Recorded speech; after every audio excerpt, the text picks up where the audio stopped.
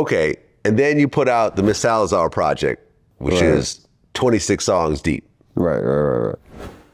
And really, like, all your projects, like, you don't really do features. Like, it seems like it's just all you every song. Yeah. See, it's not that I don't like doing features, it's just, it comes with a lot of shit. Like, you gotta wait on certain things to happen and certain people, and I'm impatient, bro. Like, you know what I'm saying? I like to drop my music when I like to drop it. I'm not gonna wait on nobody, and now the album's pushed back, I gotta wait on somebody. I ain't never been the type to do that. So, plus, I feel like it's a statement, bro, because I just did it again. You know what I'm saying? Like, once I drop Junkie Mode 2, you listen to Junkie Mode 2, it's like, damn, you done did it again. You know what I'm saying? No features, again. How does he keep doing it? Again, I don't know. You know what I'm saying? I'm trying to figure it out myself, how I keep doing it, to be honest with you. Well, when you go to the studio, you have these studio marathon sessions, which you call Junkie Mode sessions, where you stay in the booth for like 3 days. The longest I stayed in the studio was like 2.5 weeks straight. 2.5 weeks straight.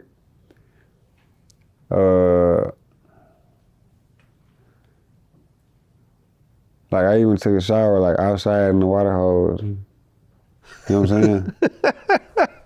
I'd do anything to not leave the studio to finish that album. And then I was sitting in the studio hold on a second. So for 2.5 weeks, you slept in the studio, you showered using a hose, went to the bathroom in the studio, wake up, back in the booth, back to sleep, eating in the studio, and just never going home. Yeah, I didn't go home. I ain't like to see the sunlight at the time. At that time of my life, I didn't like the sunlight, so I didn't really like, the studio inside is dark, so you close that door, there's no windows, there's no nothing, and that's how I like it, so I wouldn't even know when, I did have to go home to go change, you know what I'm saying? Or go grab clothes and come back. So if I had to, I'd take a shower at home, boom, go back to the studio, and that's when I lock in and stay there. I gotta go get my clothes. I can't just stay there for 2 weeks straight and not have my clothes. I mean, I can't be dirty. I don't like that. I gotta go get my clothes. So once I got my trunk full of clothes, though, you couldn't pay me to leave that motherfucker, though.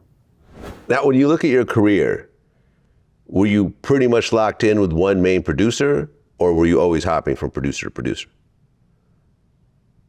Man, bro, you call me a producer hopper. Goddamn, folks.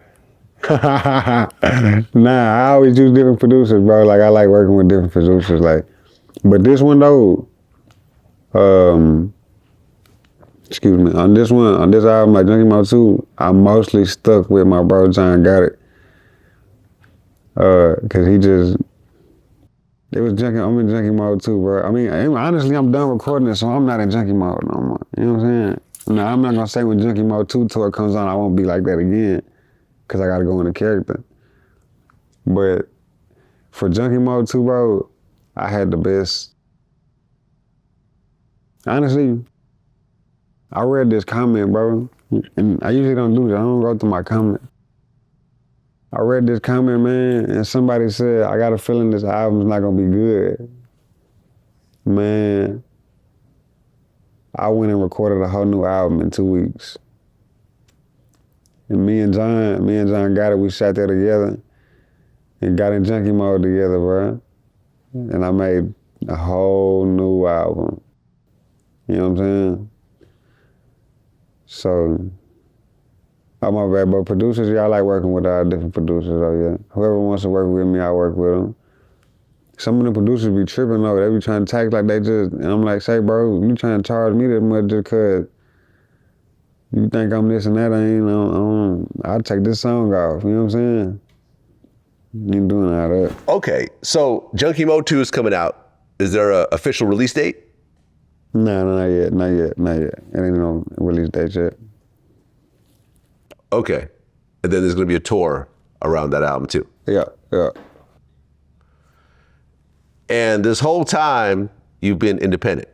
Yeah, the whole time. Okay. Now, I mean, I'm sure along the way, especially after the Young Boy tour, there's been labels that have been knocking on your door. Right.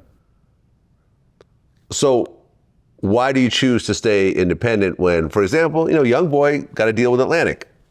A lot of the big artists, eventually they go and do the big deals with the majors. I don't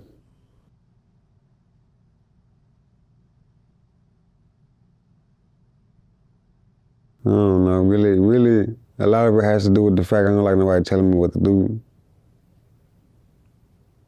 I don't like nobody telling me when I can and when I can't do something. I also hate scheduling, like, and I gotta be like, yeah, we can't do that right now. We'll do that later though. Drop this, or like schedule ahead. I'm more like hey, I'm about to send this to you, upload it so we can do it right now. You know what I'm saying? But I'm not gonna sit here and say that, cause this is my last album with the distro label I'm with Create. This is my last album with them, so I'm not gonna sit here and say I might not or might will go major after this. But it's in my head, you know what I'm saying? I don't know what I'm gonna do at this moment yet, so that's actually something that's running through my head, is trying to figure out like what I'm gonna do after this album, you know what I'm saying? Yeah, well look, man, what you put together is impressive. Thank you. And to go, to say at 8 years old, I'm gonna be a rapper, because everyone at 8 years old wants to be something. They want to be a fireman, they want to be a rapper, they want to be a YouTuber, they want to be a whatever. Right. But to say that early that you're gonna be a rapper and to actually stick through it year after year, because, I mean, hold on, let me take a look, just double check. When the first song went viral, that was 23 years old. So took some time. Yeah, it took some time. For 15 years, it took you 15 years, more than pretty much double your life at that point, to get to a song that started to react. Yeah. For 15 years, you kept recording, kept putting out songs that people weren't really paying attention to finally have one. And then your biggest songs were recorded years before that you were just sitting on. Yeah. It just shows that if you put in the hard work, you can make it. And I think you're an example of that. I gotta be, man, because this shit was hard as hell, bro. But this shit was so damn hard, bro. It's still hard. I ain't gonna lie to you, but this shit not easy at all, bro. Yeah, man, I went through hell, bro. Yeah, I went through hell. But look where you are right now. Look where you are right now, man. And everyone who's watching this, man, go through the catalog. There's a lot of really dope songs. There's a lot of really dope production. And you could really see the maturity and the growth. Yeah. And just the fact that it took you so long to get here, I think is just more appreciated, because anyone could have a hit song. You could be a one-hit wonder, no matter how talented or untalented you are. Right. But anyone can stumble onto that, right? But to actually have a catalog and start dropping hit after hit after hit, and actually have the ability to put out these big projects, all these songs, no features, album after album, mixtape after mixtape, to finally get to where you are right now, man. And I think you're still really early on where you're going. I think this is still the early stages. Yeah. I just realized I'm just getting started, you know what I'm saying? Yeah. That's why I was talking about like the excitement of, I had to make it exciting again for myself, you know what I'm saying? So that's what I did. And when Junkie Mode 2 drops and the visuals start dropping, it'll explain way more than I can right now. But I just found I had to find another interest. Like, I just had to get excited. It's like a relationship. Nah, cause I cheat, yeah, man. It's like a, I can honestly just say career, I guess. You know, if you love what you do, you gotta make sure you keep finding things just to keep making that career just more exciting as it was when you first got started. You know what I'm saying? This is what you get. It's a passion for what you love, so.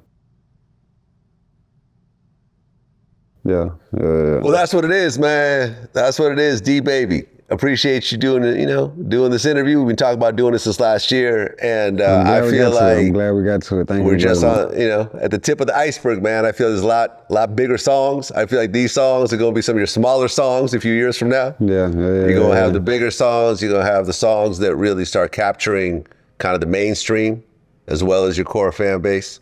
And I think the talent is there. I think the way you pick beats is there, and the work ethic. The most important thing is the work ethic. To hear that you actually lock in for multiple days, multiple weeks to finish a project, because that to me, in the world of business, anyone can start shit. Right? Anyone could have a great idea. Anyone could say, I'm gonna do this, I'm gonna do that. And anyone could start their idea.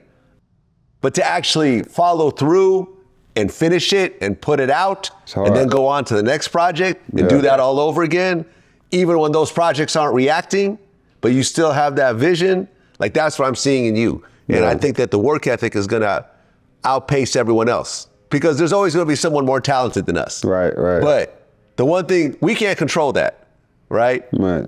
But the one thing we can control is how much work we put in, man. You've been putting in work since 8 years old, man, and I love to see it.